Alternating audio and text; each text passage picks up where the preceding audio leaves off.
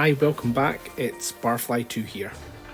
Today we're going to revisit some of the auxiliary units and vessels that are in Star Trek Into the Unknown, just go over some of the mechanics and abilities that they have. First want to go back and touch on some of the projectiles, because they are kind of a unit as well, and just go over some of the things on their cards. So with the guided keyword, if a torpedo has got a sensor lock on, it can move along its full range if it's within its sensor range. They also have the inertia keyword, which means they will have to use their impulse maneuver every round and in so lose an endurance every single round.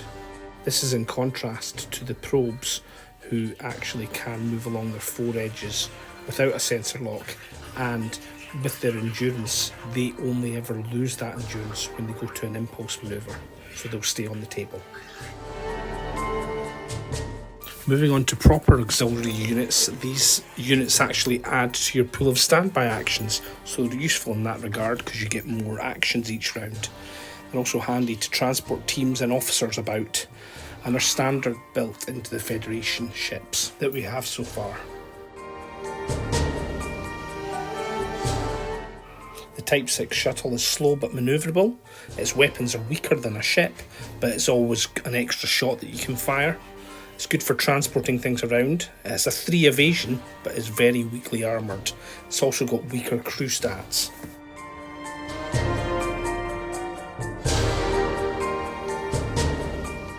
The Federation can buy an equipment upgrade to get runabout hangars, which allows them to field runabouts. These have better shields, hulls and sensors on them, and are faster too. They also have a 3 evasion, but are still fairly weak. They're a slightly improved over the shuttles, and they've got a slightly better crew too.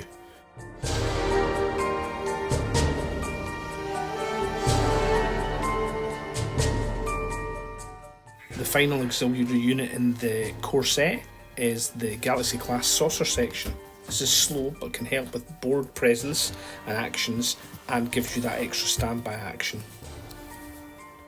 Like the shuttles and runabouts, they have fixed crew stats and fixed shields, but these are slightly better than the shuttles and runabouts.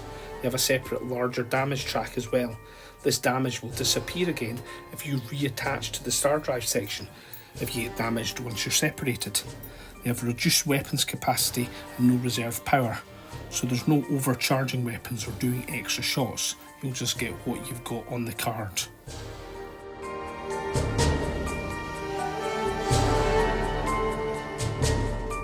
As we look to the future, in Rising Tensions, the Klingons will have access to a shuttle. Now this is like a middle ground between the shuttle and the runabout. They have a slightly better, more aggressive stance geared towards combat with a 3 weapons power, 2 shields just on the front, and access to black dice on their disruptors.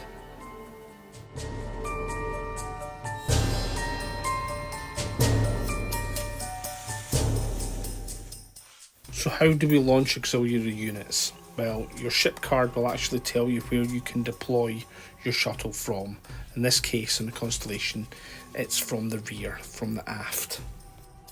Deployment can be from the sides or the very rear, and you just put the movement tool in and you can adjust your heading by up to 3 notches, so it's a fair sweep you get when actually launching your auxiliary unit.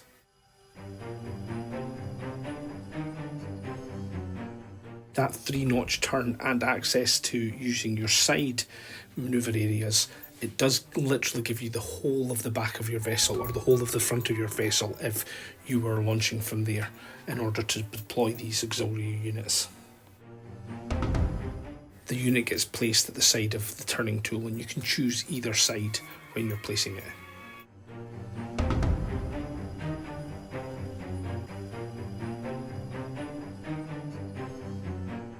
The FAQ document also cleared up that you can actually deploy from in a system to outside a system, or vice versa.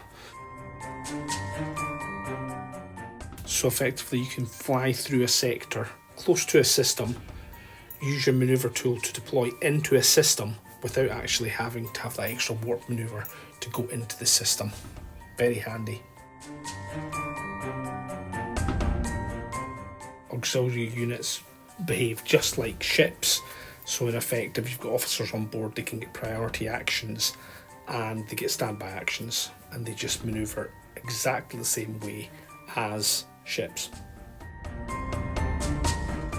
This is me just showing some of the impulse manoeuvres and warp manoeuvres that you can carry out with a shuttle, for example.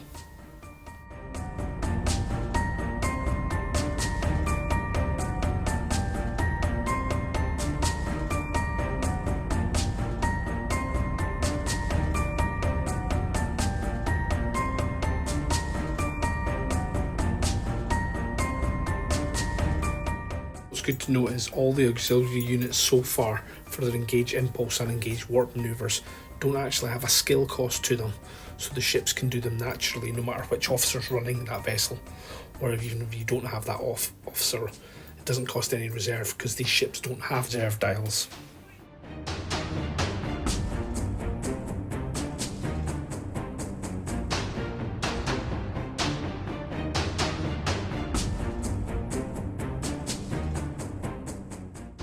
Begin separation sequence. Full impulse power once we're clear.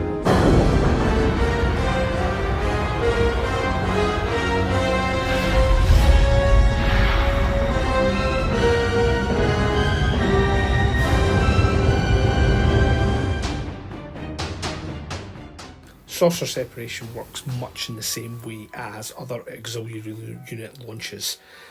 In this case, with the Galaxy class, you're actually using the side ones or the front arc, so it's a slightly different position, but it follows the same principle as other auxiliary unit launches.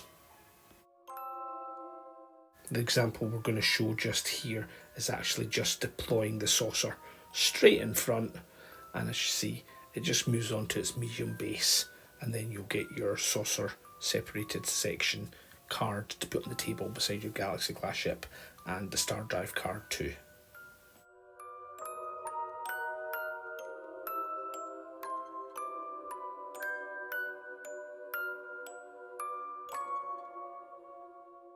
Docking an auxiliary unit works in much the same way as launching, but in reverse. So what you do is you just check your range to make sure within range, and then deploy them back onto the section themselves. Really quite easy, you just got to be within range.